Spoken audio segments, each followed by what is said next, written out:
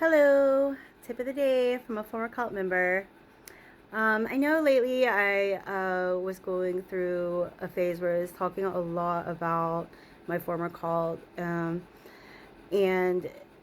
my last video made me think of some things that are important to help with disabled adults living on their own. If you have family member who's autistic or disabled or any type of way, um, my tip of the day is going to swing kind of that direction today, because it is very easy to manipulate a disabled adult. And having two disabled children, a beautiful daughter, I just thought I would share some things I learned as a neurotypical female myself, adult. I have autism and ADHD and OCD. So I'm neurodivergent, very. And I learned this through my children. So most of my life I had no information. So that's kind of how I can give you the information I have through lived experience and watching my children. And there are people out in this world that for whatever reason, if they could be trying to take your kid's snap. I mean, if you have an adult living on their own who's disabled, their snap can be taken from caregivers that abuse them, or any type of situation, roommate, boyfriend, anywhere they can get their benefits somehow, or there's all kinds of, or just control the person in a bad relationship. There's all kinds of things that can happen. Now, this idea that I'm giving today is kind of simple, and you probably thought of it, but some people might not have, because I didn't. But I came upon on accident, realizing how important video and audio is for a disabled adult, because people will use your disability to discredit you, and it's easy, especially if they know you, to bait you, or you're disabled adult living on their own, into looking like someone to dismiss.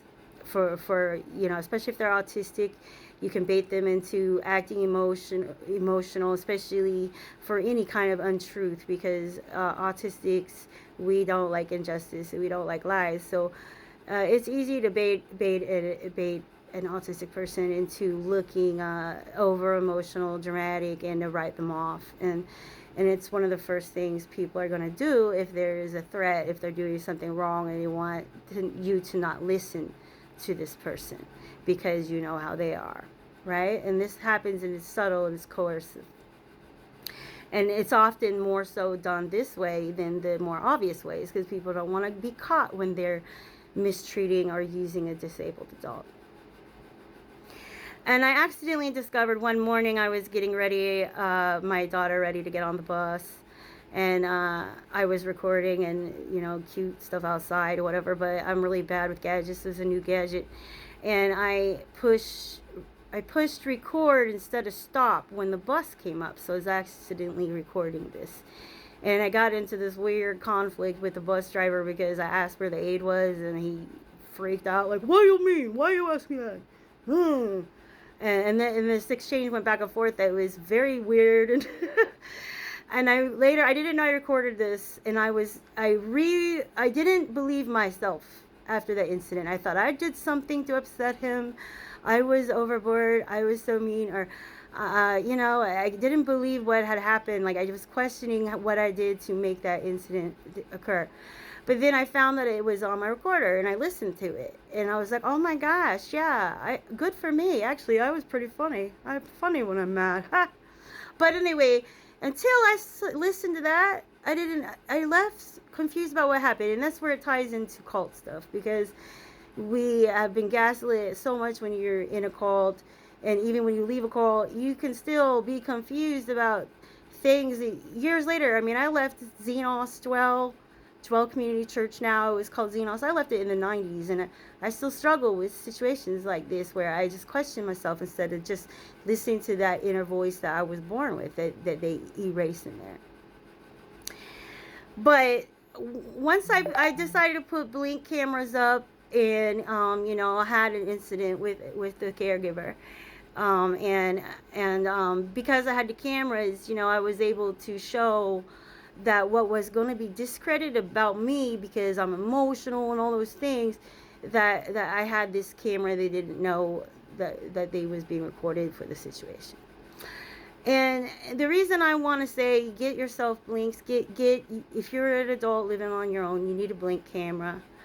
If you have any caregivers, any kind of services going on, but especially if you have a adult female, anybody, especially female, but anybody vulnerable to being, they could be set up, especially like a young man who's very, they could get a picture, they could frame them, they could be like, hey, I'm going, if you tell on me for taking your SNAP benefits, I'm going to show this picture. I mean, I'm going out there with my imagination, but I'm saying, get cameras, for talk these adults into it, at least having Blink cameras up in their main areas of their home, so that if they're mistreated by anybody, like even their sister, even their best friend, it's they can watch it themselves and see this was wrong how you was treated, and they're protected from any kind of narrative, or to keep them quiet.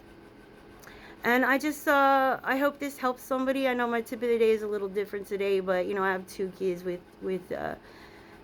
disabilities, and been through some things with that. I really hope this helps somebody, and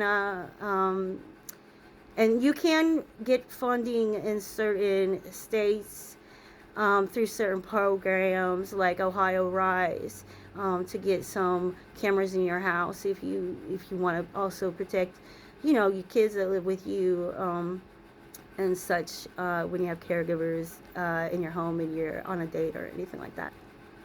I hope this helps somebody.